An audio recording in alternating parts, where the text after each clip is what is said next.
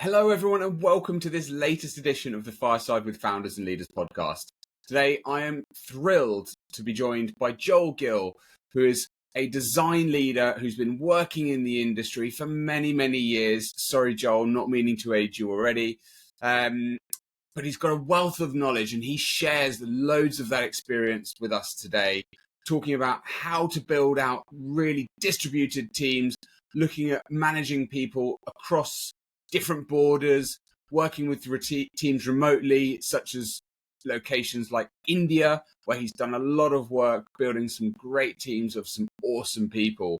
So looking at where perhaps companies get it wrong and where he's got it right, not all the time, but where he's also learned from some of the failings that he's had as well along the way. So some great nuggets of insight. If you're a leader in an organization in any way, shape or form, this is definitely going to give you some insights and some things that are actionable that you can take away. So all that's left for me to do now is let us get on with the podcast. Hello, Joel. Welcome to the podcast. Hello. How are you? Yeah, I'm really good. Thank you. I'm really good. And as we were saying off air a second ago, apologies for anyone who's not listening or not watching this. Sorry, they don't get to see the winning shirt in the background of the world champions. So, yes, for those again listening, shaking his head in dismay. So, a little bit about Joel. He's a West Ham fan. I think I should mention that it's important to set the scene as we start because I think you should. It displays your mindset and where you are at the moment, right? Being a hammer. Non-conformist, ever the optimist, always looking for positives in, the most obscure places. Fortune's always smiling, etc., etc. Forever blowing bubbles, my friend. Indeed. So I was born and raised in Plaistow, right? Yeah. It was a crap hole then. It still is. I think it's the only place in London that hasn't been gentrified, and for good reason. So yeah, there we go. Some places don't need gentrifying. Just leave them as they are. Let's leave them the horrible. Fine. Yeah, it's fine. You need horrible. Yeah, you need the bad as well. You need the bad to balance out the good. Absolutely. Absolutely. Now, we've got some super interesting things to talk about today, but I'd like to start by, we've already given a slight introduction to who you are, but a bit about your background, because you've been in the design game for a fair while, and you've built up lots of knowledge, building teams globally, different locations. Again, we'll get into some of that later, but tell us a bit about your background, where you started and where you are now. Crikey. Okay. So I started doing design before I think design was a thing, before I realized that design was a thing. Being of immigrant stock, from very, very highly academic background. I got crowbarred into studying engineering whilst I was a session musician. So if you hadn't guessed, I play keyboards, right? Hence the background. They're all real. This isn't a fancy kind of, It's not whatever. Family didn't really like that. So off I went. I did an apprenticeship with British Airways Engineering and came out the other side an overqualified specialist in avionic test systems, which was great. I learned a lot about governance, methodology, processes, as well as the specific avionics. But yeah, there was always a creative thing going on somewhere.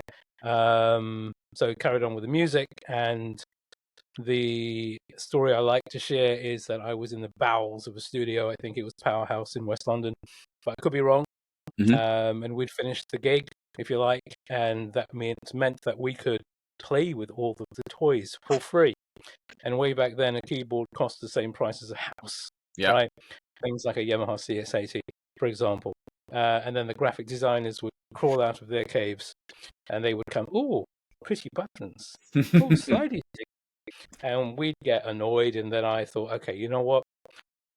I'm going to go into your shiny cave, and found that they were using, I don't know, some Apple device, probably Illustrator version 1.1 or whatever, and suddenly realized that, hey, this is kind of cool. I like this. I mean, these were proper old school graphic artists, right? Yeah. Beautiful work doing original vinyl, right? This is before even CDs. The day job then progressed into, well, I got out of engineering. And I got into still technology, but looking after, with a very small team, looking after technology for British Airways call centers. And at that point in time, there were, I think, 28 globally, and call center was king. The internet wasn't a thing, right? Yeah. At all. So everything was green screen. Technology advanced. GUIs turned up, graphical user interfaces, and I'm still playing about, right, with whatever kit and hardware just for fun, and creating whatever artifacts and then transposing those into PowerPoint, and hey presto, you've got an interactive prototype. So the developers loved me. Obviously, by then we had progressed from green screen into a GUI type framework, which was awesome. Did that for quite some time, which is fantastic. Learned about the airline industry inside out, and incredibly complex ecosystem. I found that my engineering background helped tremendously with understanding processes and methodology and making systems level improvement, as well as rudimentary design for call center agent and applications. Then somebody discovered the internet. BA.com became a thing, Yeah. even though it was just a pretty picture of Concord. And I got poached by the BA.com team after some reorg again, and looked after channel shift primarily because I knew the offline world intimately. And then again, as is my habit, started improvising, started playing, started irritating people, apparently introduced tooling Yeah. for design into BA.com. I think it was Photoshop Elements, just randomly because I thought it was fun. Yeah. I remember my boss telling me that that's not your job, Joel. What are you doing? Right? Why are you wasting time doing this? You should be doing, CRM, or whatever other information architecture type gigs for the applications that everyone else was using. Yeah. And I said, yeah, but we're spending all of this money with agencies. Why? Because you can just do this in minutes, Yeah. like static banners for offers and what have you. And she just looked at me and she said, what do you mean minutes? Yeah. Show me. So Yeah. I did. And what are you doing? How did you do that? You must have done that before. I said, okay, give me a destination, give me a price point, give me dates. Yeah. And literally in real time, in minutes, I had done that. And she just looked at me and she went, you're weird. Yeah, Yeah. And whatever. Anyway, that kind of, yeah, we ended up getting that on license then, and had a small team, which I trained up. And we had a brilliant person there as well called Jag Sira. And she was kind of my design mentor, if you like, unofficially. I'd literally go there and show her stuff, and if she said it was good, then it was good. Anyway, the 80s happened, the crash, 9/11 swiftly followed, and the airline wanted to get rid of lots of people. And already by then, I'd been there for 22 and a half years. Just fate would have it, just for fun. Yeah. Got divorced. 2 little rugrats. So in the UK, if you get divorced, the woman gets everything, or it did that happen then. Yeah. And so I was homeless, 2 boys, no job. Yeah, happy times. And I had a big decision. Do I go back to engineering? Do I do X, Y, and Z? What? And I decided to get into design. Yeah. So I hit every scale, in terms of size of organization that I could, every sector that I could, because by then I was playing catch up with brilliant people who had already came out of school, with masters in HCI and all of that stuff, which was great. So I had an awful lot of opportunities to learn, upskilled myself on Azure RP, which was an incredibly steep learning curve, but there you go. Lots of people still advocate for that because they just do. Most people out there, if you're under the age of 35, you're probably going, "What's Axure?" Yeah. A lot of people, like, Yeah, and then when you're, tool. It's been around for ages, but yeah. What happens in the tooling world, who knows? But then got into the portfolio trap. Okay, Joel, where's your portfolio? I'm working. I haven't got time to do a portfolio, which is like so stupid. So stupid. Eventually put a portfolio together, and of course got challenged. Because one of the artifacts I had on there was apparently, and I had no idea, that's how naive I was, the first evidence of interactive design on VA.com. Right. It was World Office, which literally every single airline on the planet just copied. I had no clue, still totally wet behind the ears, but people would see that artifact and they'd challenge them. You didn't do that. Yes, I did. And I, demonstrate why and show the provenance of it and all the rest of it. And they kind of go, ooh. So ended up doing some really, really cool things then. Found eventually and never ever wanted to go into finance. It was just one of those, why would anyone go there? Why would a designer go into finance? And this is where finance had actually embraced design in the same way that the travel industry had.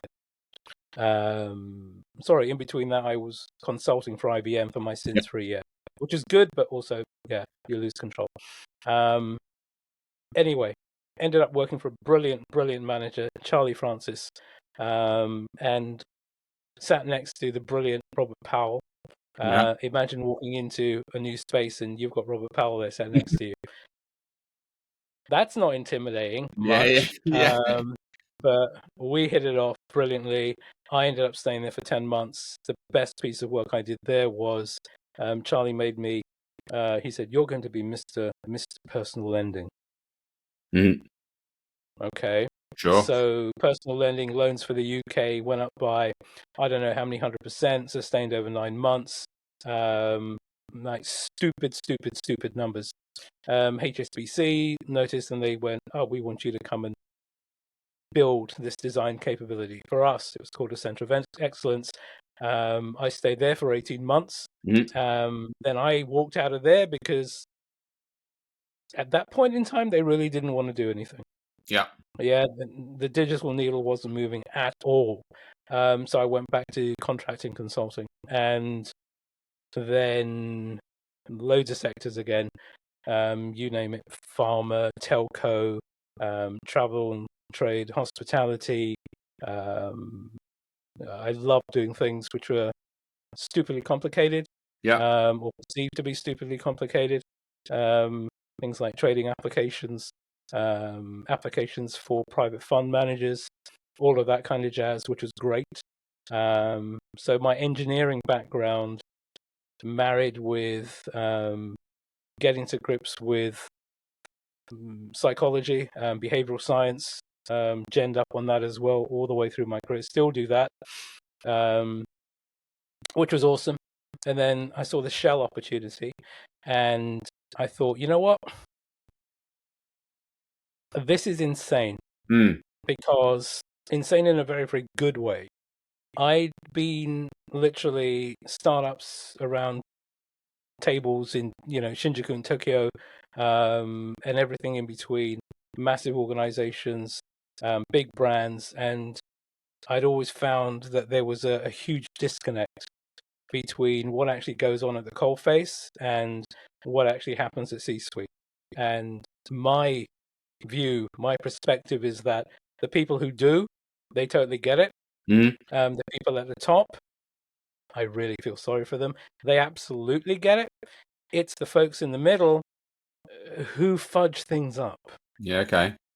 And I wanted to figure out where that disconnect was, particularly from a design perspective. So started with Shell, and the remit broadly was to establish a CX community. And as with most organizations, and because of the scale of it, I mean, Shell is huge. They are everywhere. You say Shell and people think, oh, you're designing, I don't know, maybe a POS system or some kind of OEM for, a new petrol pump. That's it. It is so incredibly broad. It's organized energy companies, full stop. They're basically like little planets. They're companies within companies within companies within companies. And it just 300 plus. Yeah. 300 plus, legal, marine, aviation, exploration.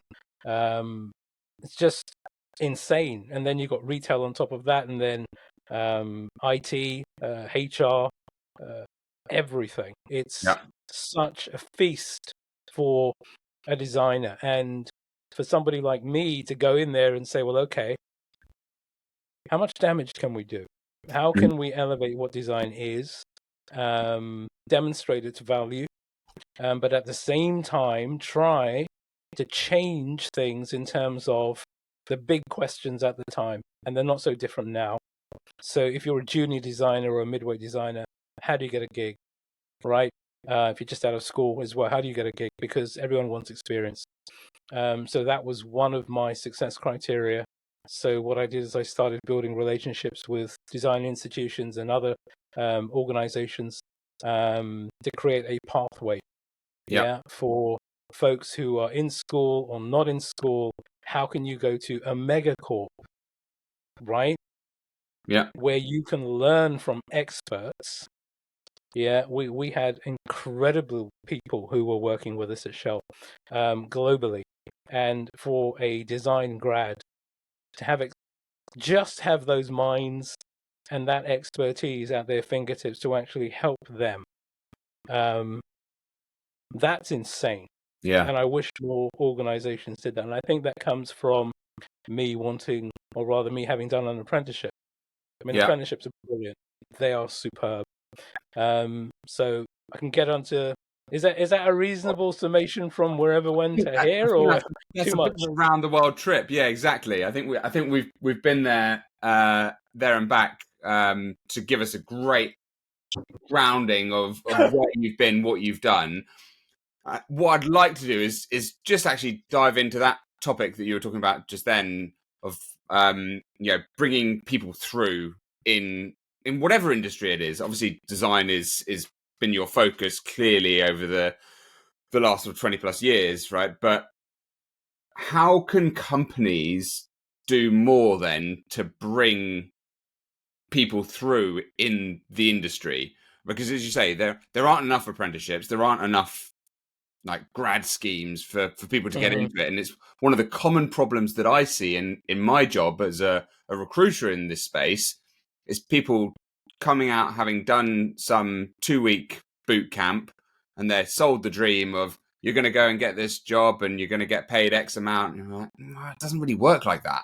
So what can organizations do to change the landscape so that there is future generations coming through that really get what's being done in the design world? Okay, I don't think it's exclusive to design, but Yeah. I think there are common themes across different sectors. But fundamentally, you need solid leadership, and in particular, with regards to India, because I was doing, private gigs, other, whatever propositions for Indian clients before I actually joined Shell. So I had a little bit of visibility there. So I'm going to try and frame the answer to your question around that geography. Is that okay? Yeah, great. You need longevity. You need people who have done their time in the trenches, right? Who have craft legacy. Yeah. So how am I defining craft legacy? I can map somebody's journey from whether they've had a career transition or whether they did some kind of qualification, and then whether they go and how they want to, progress a design career, depending upon whatever discipline that happens to be. If you haven't experienced that firsthand, getting a leadership position in design is not only going to be bad for you, it's going to be bad for the people who you are supposed to be looking after. Yeah. So craft legacy is incredibly important. And organizations who have just gone through a round of consolidation and they think, yeah, well, they just look, make things look pretty. Anyone can do that. Yeah, good luck with that. Yeah. And is that the problem? It's, That's what most people think, right? Do you think that's where the stem of the issue is? yeah, I mean, as a community of design, yeah, we're probably just as guilty as everybody else, right? There isn't an ISO standard or any other kind of standard for, what makes a good designer. Mm-hmm. You can't walk into something and say, well, yeah, I'm Mr. Smith and I'm a senior designer, because everyone has to have the moniker of senior in front of them, even if they've done 2 years work, right, and maybe at 3 agencies. There's no standard. So putting frameworks together are incredibly important. I think it's up to senior practitioners to get together. I know lots of good people are trying to do that and have been trying to do that for quite some time, but that needs to mature. So what differentiates someone like me, someone like a Bob Powell, someone like, I don't know, a Thomas Wilson, from everybody else, right? Yeah. And there's millions more people whose names I could drop. Yeah. They've done their time in the trenches. They've led design propositions. They've gone to organizations and tried to build communities there, and they've done that all successfully. Yeah. Right. So that's the caliber, that craft legacy first and foremost. But it's not just about the craft. Particularly in India, you have to have the soft skills, the stakeholder management, because there are so many similar challenges that you are going to have to face. So whether it's a junior designer or a senior designer under your remit, okay, how do I deal with this interesting stakeholder who are telling me that, yeah, just do what I tell you to do as opposed to what you think is right? Yeah. Yeah. So strategically, if you're looking at the question, how is India's design landscape changing, right, from an execution partner to a strategic innovator, right? Yeah, you need craft legacy, but operationally, how do you challenge? Yeah, and what I'm finding is especially at Shell, refusal is absolutely a superpower. Okay. But you can't just say no. So once upon a time, a VP or whomever, they'd go, right, we want so-called cheap resource. We're going to go to India. We're going to tell them what to do. And of course, they're going to do it. Yeah. The yes is still there. But now the yes has evolved into, okay, we get it. But have you considered? Yeah. Because India is a place where it is far more mature in contextualized. And this will freak a lot of people who are going to listen to this. It's going to freak them out. Yeah. It is so far advanced in contextualized experiences than anywhere else. And India as a community, because they're highly academic, if you're just looking at, baseline numbers, it's a very, very educated population. It's a very articulate population. And they followed, if you like, the American model, but they've embellished it with the Indianness. Of improvisation and contextualization and getting to a solution quickly. So one example, this killed me when I was there, having another dinner with, obviously the practitioners, because he wants to go to a management dinner. And people maybe have a wee bit too much to drink. Yeah. And you kind of think, well, okay, Uber home for you. No. No. There's apps where you can actually get a man or a woman, whoever you like. They will come to you. They will take you, drive you in your car. Back to wherever you want to go. Blew my little mind. Yeah. They've got some really advanced technology and platforms and things that are going on out there that just no one over here knows about. No, I mean the tech and everything. It's kind of like it's taken for granted. Right, because that's what India is famous for. But this whole aspect of contextualization and then curating really, really strong journeys and then executing them, right? That is incredible.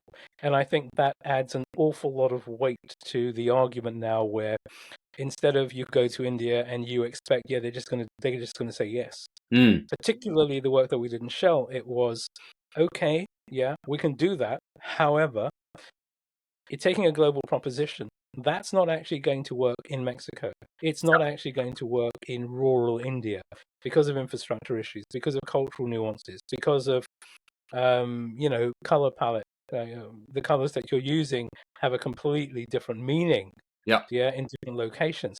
But those thoughts are happening and have happened organically in India for at least the last 10 years. Mm. And nobody knows about it. And do you think then it's the best way to set these things up is having teams? If you're talking about a global organization, of course, right, it's very different to being part of a small startup that's focused on one region. You just need people in that region. I get it. Mm. But if you're an organization like Shell, is it best to have people who are regionally focused so that they Yeah, can understand the nuance, right, between the 100%. different. Localization is Yeah. incredibly important, particularly with, you know, whether we like it or not, everyone's going to have to adopt artificial intelligence. Mhm. Not just talking about large language models, I'm talking about neural networks and machine learning and everything else that comes with it. And if you don't understand, and I'm not talking about a base level understanding. I mean, I was lucky. I got to do this program with Science Business School, which is sponsored by Shell. Thank you very Mhm. much, Shell. Mhm. All about AI, which was a very broad but very deep immersion into what could be done, the mechanics of it, and the risks of it predominantly as well, which thankfully the EU now have brought about a preliminary framework for Mhm. legislation Yeah. um, around AI and its usage and the data implications, not just security, but also some empathetic criteria in there as well, which is hugely important. Um, Unfortunately, yeah, the planet is the planet and the business world is the business world. Everyone is led by technology. The reality is, it's always the design folk who come in and they are the universal panacea. Mhm. So someone's built something and okay, it's kind of there, but it's super clunky. It's not really contextualized appropriately. And what you've got is 50% proposition and 50% technical debt. Yeah. And it's the design folk who actually provide that contextualization. Why don't organizations do that in the first place? They Right? don't. This is what Where you researchers, come in and sweep up the mess. That's what happens afterwards, right? It's been happening for you years know, since you were too long. in the industry. Yeah. Too long, and going back to tooling, for example. So I bought in Figma into massive ecosystem like Shell at enterprise level. Mhm. But one of the things that you really, really need to do to elevate design within an ecosystem, and particularly somewhere like India, Yeah. is you restrict access to the tools. You're Okay. not going to be popular, Yeah. yeah. So if you look at design maturity and a business through a business lens, particularly in India, Yeah. is design important? Maybe. You start restricting tools, people begin to ask why. Yeah. Okay. BAs will say, why can't I have access to Figma? Solution architects, why can't I have access to that tool? Marketeers, Yeah. third party agencies want to know, well, why have you got some kind of security protocol around there? Because we need to have access to all of these artifacts, etc., etc. All of a sudden, what happens is the barrier turns into a privilege. Yeah. Okay. And your Interesting. practitioners all of a sudden start thinking to themselves, someone's put their arms around us. We They're actually feel a elevated. little bit, yeah, we actually feel a little bit important. Yeah. The work that we're doing not just becomes a passion play for them because they're designers and we all love adaptation and improvisation. But then it's got this kind of technical business focused kudos to it. Yeah. And I've had so many conversations with folks. It's just design. We just want to do a wireframe. And okay, when was the last time you went into a dev session or a retrospective and you started picking the bejesus out of whatever code it is? Don't do that. No, yeah, What, you don't even have access to their platforms? because you don't understand Or, it. well, Surely not. or why do you think then you can have access to the tools and the processes and the protocols for design? Yeah, that's so And interesting. nobody's got an answer. Yeah, Nobody's got an answer. So actually restricting access is, in certain contexts, is a great thing. It elevates your host design community. It makes them feel a bit more important. But everyone else then gets the message that this is a professional capability. and what pushback have you had from that, and then how have you dealt with that pushback from the wider business? Because I imagine it's not a case of they'll go, oh, okay, no worries, thanks very much.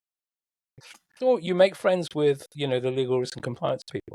Yeah, Yeah, and there is a cost associated to any enterprise level application that any scale of organization is going to be using. Yeah, and very often it's it's a license to play, yeah, right? So when you're going for your annual funding and you're starting the conversation with, okay, there's 200 plus practitioners, this is how much it's going to cost, and then all of a sudden a bunch of BAs, which at Shell at the time was, I think, approaching 2,000. It's yeah, reduced now. Um, yeah, it's a different conversation. It's far more challenging. So first of all, why do you need these tools? So yeah, that's the first pushback. Second pushback is, crikey, that's expensive. yeah, So the why thing is there, then you have to justify the expense, and you do that by doing the work. yeah, Okay, if you have a suite of design tools which are only available to you and your capability that you're looking after, this is the cost, but here's a return on investment, as opposed to using everything which was available at the time, right? So lots of people were using Sketch in Vision Combo, lots of people were using the Adobe Suite, which is yeah, whatever. Unbelievably, in my humble opinion, lots of people were still using Balsamic. yeah, Certain, you've got all of these multitude of tooling that's available. So the pitch internally, if you like, was from a cost perspective, we're consolidating the tooling. We're only going to be using Adobe CC and Figma, right? yeah, At enterprise. That's it. And it's going to enable us to build and sustain a unified design system, yeah, as well as all of the marketing collateral, as well as all of the internal communication collateral, as well as all of the product proposition collateral.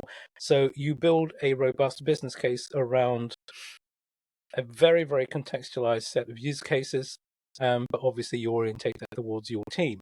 mm-hmm. Then you win the money argument. You don't win the access argument.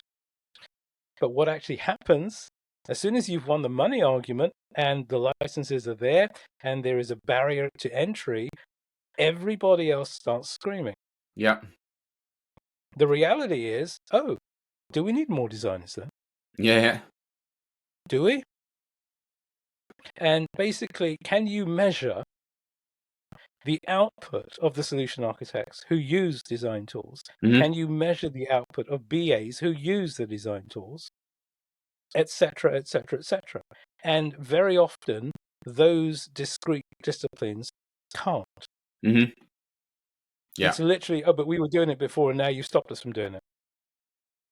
Yeah, go use Visio. That's available at enterprise. Somebody else is already paying for that. Actually, that funding is coming from your own area.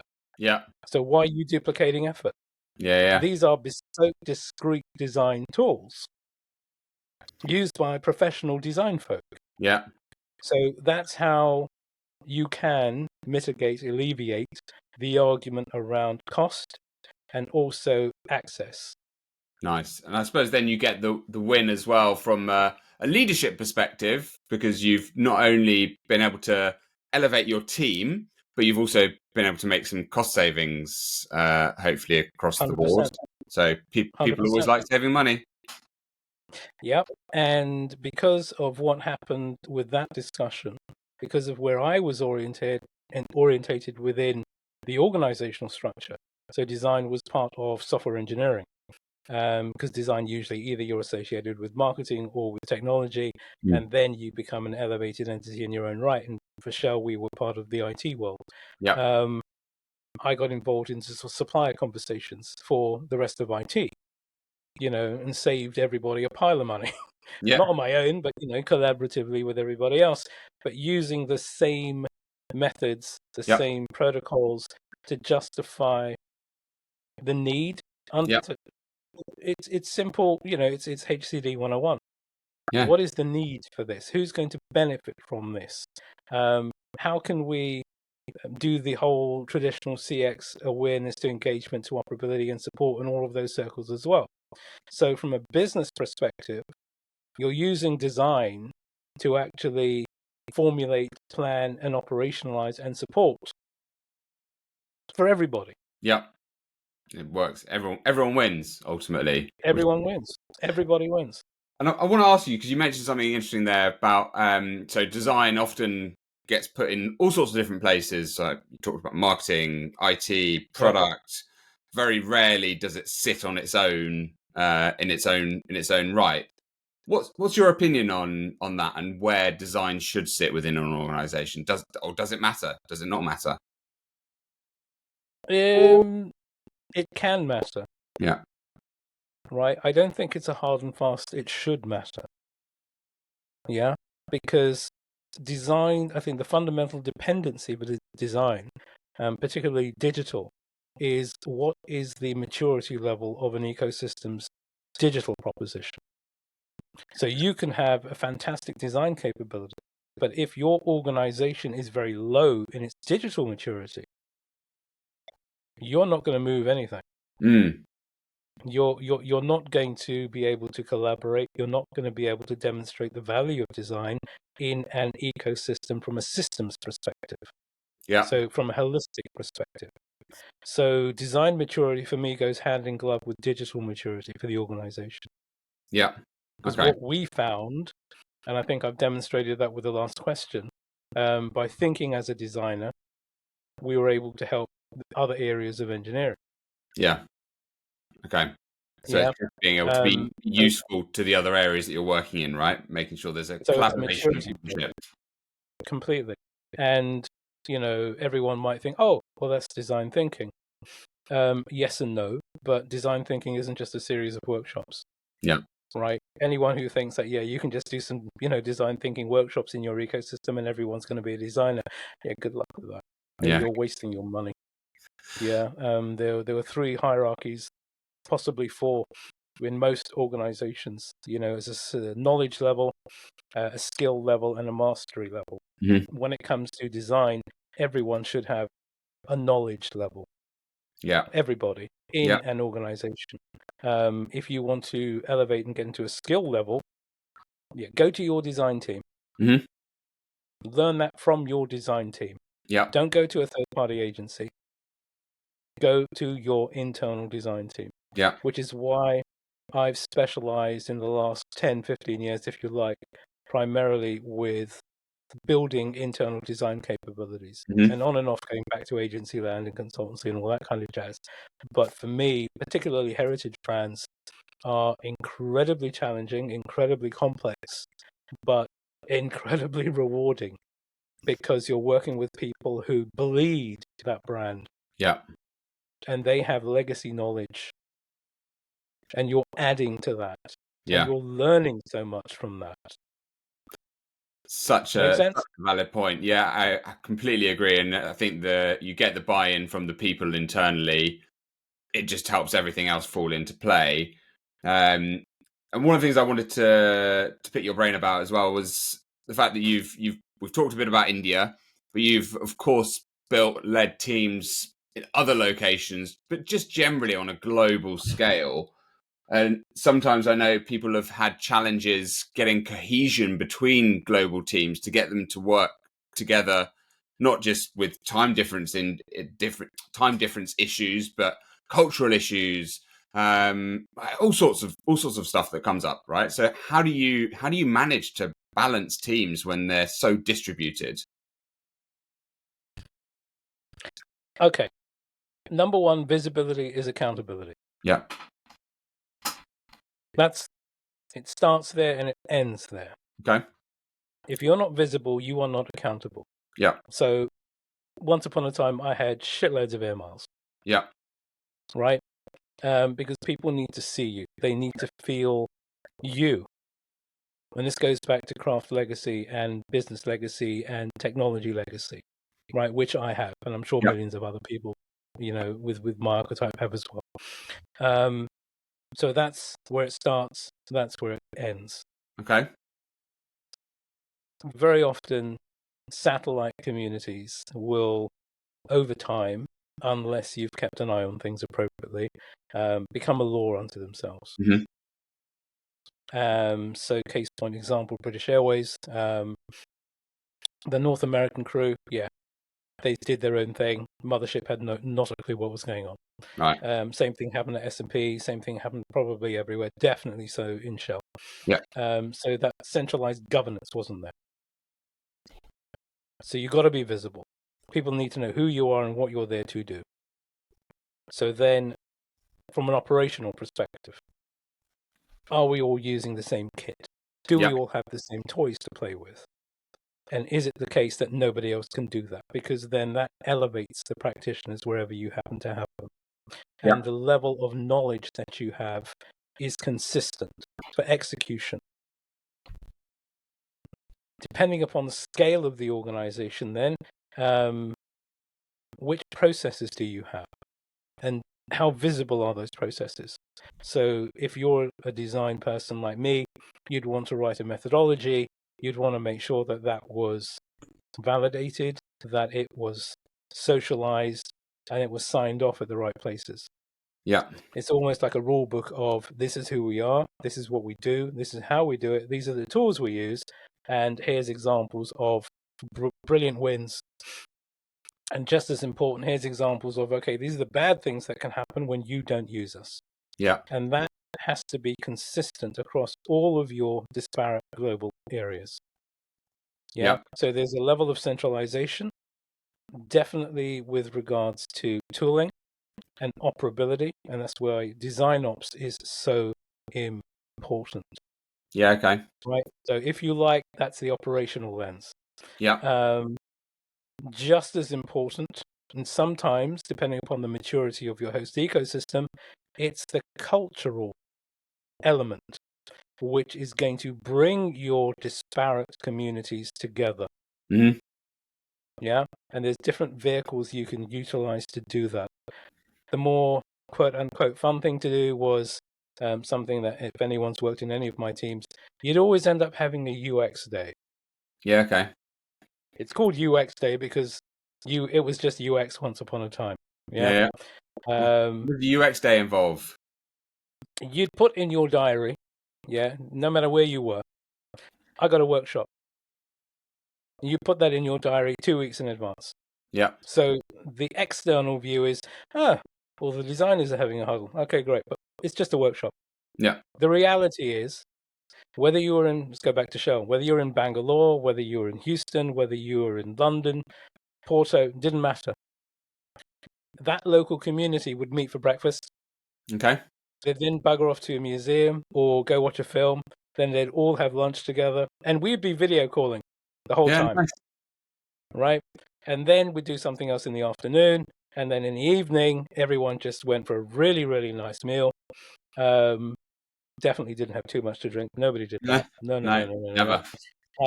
But that was borrowed. Yeah. By other departments within Shell. Okay. But they totally ruined it because they'd marketed it internally as a fun day. Okay. Right? Which is just kind of like, what? No. Forced fun here. Come on. Exactly.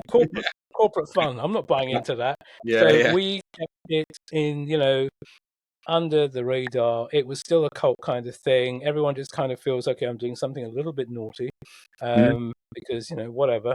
And the reality is, from a business perspective, from the higher ups, they're kind of thinking, yeah, but nobody's working. At least introduce, some kind of workshops that, relate to what. Dude, seriously, you're not getting it. If you put a bunch of people, no matter who they are, where they are, and you put them, on a nice away day, they are going to talk about the day job. Yeah, of course they are. It's the one thing that connects them. Like, no matter what they care about in their personal lives, they're all connected. In between, they're working on the same scoffing stuff. popcorn in a cinema, driving around a go-kart track, whatever. whatever the activity happened to be, and then you're going to meet them. Yeah, that bugger in marketing. Oh my God, have you heard of? Yeah, what is she like? And then it just happens naturally. Yeah. You're bringing your communities together, and they feel like family, Yeah. right? So that's one aspect of the soft thing. The other thing I introduced was something called the Experience Academy, Yeah. right? T. The mnemonic originally was T. Yeah. So why? Because it's global, and you have a morning tea or you have an afternoon tea, right? Yeah. And the objective of that was to evangelize the work that was doing in context of the organization. So Yeah. very often people would come in and they'd say, look at the work I've done at Vodafone. Look at the work I've done at BBC. Look, and the audience is kind of going, okay, what does that mean to Yeah. us, So what? Yeah. right? Lovely that you've had the chance to do that, but how does that work with us? So you get your practitioners, right? There's multiple wins here. They run that show. They take case studies of real work that they have done in that company. Mm-hmm. And they talk about, this is who we are, this is what we've done, this is how we've done it, and this is the value that we generated, qualitatively and quantitatively, and specifically financially, because everyone has to be interested in commercials. Yeah. It does two things. It evangelizes the craft across the organization, but it's a brilliant opportunity for your practitioners to actually learn how to present, Yeah. which then will help them when they are in stakeholder conversations. And of course, Yeah. it raises everyone's visibility. So that was awesome. Nice. You just give The other people thing you information. need to do, last one, promise you, the last thing is I wrote a career pathway, Mm-hmm. so which was ratified by HR. So it doesn't matter who you were in the organization. You could be level whatever. You could have role whatever. These are the skills that you need Mm-hmm. to demonstrate in your day-to-day. So put it in the design context. If you were in India, they call them freshers. The work that you're doing based upon your GPAs, so your annual targets, these are the skills. So whether it's research, what type of research, whether it's service design, what type of service design, all of that kind of thing at a discipline level, that got documented. Mm-hmm. And that is your evidence. And then depending upon these packets of evidence that you've accumulated during the course of the year, you can then say, well, I'm a level 6. I've demonstrated my value. And based on my career pathway, I'm now entitled to ask the question about promotion, Yeah. about a channel shift, if you like. I've had a good go at research. It's not really for me. Yeah. Yeah, I'm more actually a service designer. Yeah. So Yeah. having that career pathway is incredibly important. Yeah. And if you can build that within your host ecosystem, make it available for everyone, not just designers. Yeah. It's a massive, massive win. And this Does stuff, that all right? make sense? Yeah, it does. And the thing about all of this stuff, right? It's not totally out there, right? These aren't like wild, wacky ideas.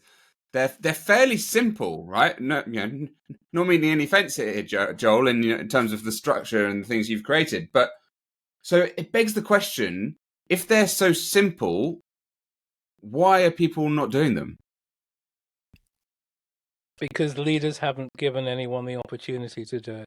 And Yeah. where individuals haven't taken the opportunity to do it, I think that's a failure in leadership. Okay. So it comes back to that Just earlier because thing of leadership, right? It all comes down to the leadership. 100%. Yeah. Okay. 100%. Hopefully folks are listening to this and they're picking holes in it. Yeah. They're thinking, yeah, but sounds okay, but Yeah. and going back to your initial observation, nothing earth shattering here, Mr. Gill. Yeah. Yeah.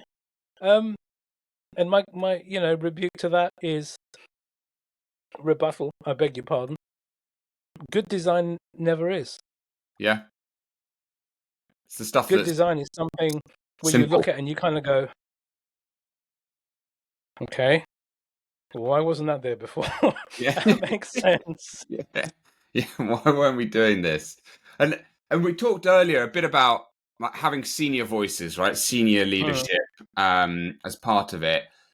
And I know that there's been there's lots of noise in the market, generally speaking, across the board. And this is just not just in design, across the board, whereby some senior leaders are seen as like you're old, you're past it, and like there's new ways of doing things, and move out of the way for the young bucks to come through, which is all great. Like, yeah, we need young people coming through to do new Of course. things. Young people have great ideas, but how do we stop this? Like, there's no other way of saying it. Like ageism, right? Avoiding this sort of element of ageism that's out there, whether you like it or not. I've seen it. Like, it happens where companies won't bring people in as seniors because they go, oh yeah, I think they've probably done some great stuff, but I think they're a bit the too experienced line, right? Of this person's too What? experienced. Excuse me, too experienced for what? Yeah, Right, I'll exactly. give you what I think to be an excellent again rebuttal to that argument, and that there are many, so many organizations because of pick a reason, Mm-hmm. whether it's a new technology paradigm, whether it's this imminent economic crash that we're all waiting for. Everyone is going through, it feels like, transformational change, organizational change. They're pivoting from suppliers to curators and whatever else, and it's always a great big massive circle. Again, going back to your observation, that seems obvious, right? Mm-hmm. You've literally got globally for the last 15 to 20 years a focus on product. Companies want to shift product, Yeah. right? And who has been front and center of understanding what a product is, curating that product, delivering that product? Obviously, with help, there's loads of stakeholders involved, Yeah. but it's fundamentally been design, Yeah. right? That's been the delivery function, if Yeah. you like. Why aren't organizations thinking that their ecosystems are nothing more than a collection of products? Mm-hmm. HR is a product. Yeah. Finance is a product. Engineering is a product. Marketing is a product. Yeah. Which bunch of people have been for at least 15 to 20 years curating products? Yeah. And when you elevate that to senior design folk and you look at that from a organizational lens, who are the best people placed to actually help an organization understand what direction they need to be moving into? Mm-hmm. That's senior design folk. Yeah. Why isn't that happening? Well, I mean, that is the question, right? Why? Why isn't it happening? What's the blocker? You've got decades of experience. I'm not just talking about me, because there's millions of people like me, Yeah. Yeah. right, who've done this. Yeah, at a, if you like, micro level. Yeah. Yeah, at a traditional product level, whether it's a shampoo, whether it's booking a table at a nice fancy restaurant, whether it's an experience of how do I get a person from one side of an airport to another, whether it's commodity trading, whatever it happens to be, pharma, you pick a sector, any of it, right? I'm not Mm-hmm. the only one who's done all of that, Yeah. thank goodness, right? Yeah. So these folks, they understand what a product, what its purpose is, Mm-hmm. right, at a micro level. If you just elevate that to a macro level and you say, well, okay, HR is a product. All right, let's do some research around that. What's the in, through, and the out for HR? Yeah. What's their purpose and their success criteria? What is their service design blueprint? And this You sounds tell like me, does that sound weird? no, it doesn't, and it sounds like something that sort of started to bubble away. Probably, I don't know, maybe like 4 or 5 years ago. A term that I heard that started to come up was business design, right? And that it seemed to disappear as quickly as it came up. But that sounds like the sort of thing that you're talking about, of being able to go in and look at sort of business design. I'm not going to say org design, because that's a different category in itself, right? There are people that do that as a job role. Not say that but people in this senior design folk, Yeah. senior design folk are already, some of them, doing Yeah. organizational design. They are contributing to that. Yeah. What my contention is, these senior design folks, they are absolute gold dust in that context. Yeah. And I'll give you a real world example. Not one company, but two companies, and I won't name them, spent an absolute fortune with the usual suspects. Yeah. Right? Everyone knows who they are. Yeah. Got to my level, and I'm sitting there, I'm thinking, well, okay, here's a service design blueprint for that, literally 2 days later, and these are the things that you've missed. Literally, everyone's like, but you're looking after design. No. Well, there's probably some document that we've not seen yet. The host ecosystem start making excuses for these massive consultancies, the usual suspects who've come in, because those folks have spent that money. Yep. And here's little old me, guy with an interesting haircut, from Plaistow, West Ham fan. Yeah. What? Yeah. How did that happen? Yeah. It's weird. Yeah. But you can only do what you can do. Yeah. And one of my missions since exiting from Shell, great big massive global energy company, is to be more visible, to get on things like this. I've actually started my own podcast, Ubba, which is awesome. Writing a lot more, sharing a lot more, getting invited to a lot more speaking things, which I'm being very, very frugal with. Yeah. Because I'm having fun. Yeah.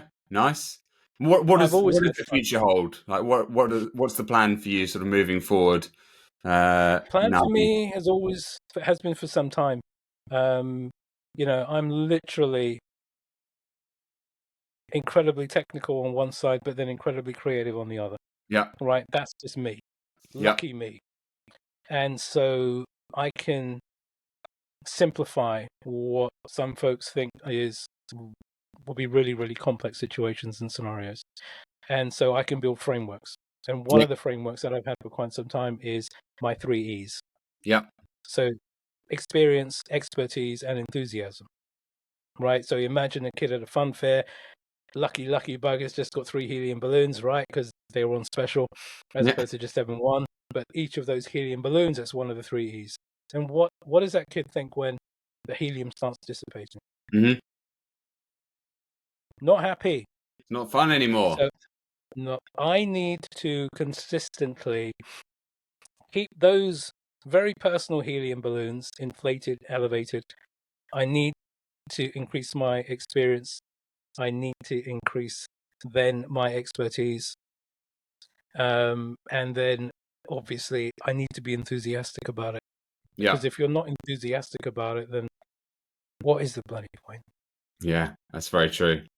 Right. So that's my personal framework, and that's, if you like, the guardrails of how I choose to exist within, not just a professional context, but also personal context as well. Does that make sense? It does. That is amazing. And look, I think we've got 1,000,001 other things that we could probably talk about. However, whether or not anyone would want to listen to us for that long, I don't know. But I think we've covered some of the main topics that we wanted to discuss today. So I think it's probably a good way to end it at that point by saying thank you very much for coming on and talking to me today. Some super interesting insights, some actionable things that also people can do. As you say, they're not rocket science. A lot of them simple, but hopefully some people listening can take some stuff away and go, okay, well, I can actually use that in my organization, in my job, to get more from the things that I'm doing to help others and help myself as well. So thank you, Joel, Absolutely. for giving up your time. Much appreciated. No, thank you for inviting me. It's been lovely, right? It's a word I learned properly from Charlie Francis back at Yeah. Barclays. Yeah, just thank you very much.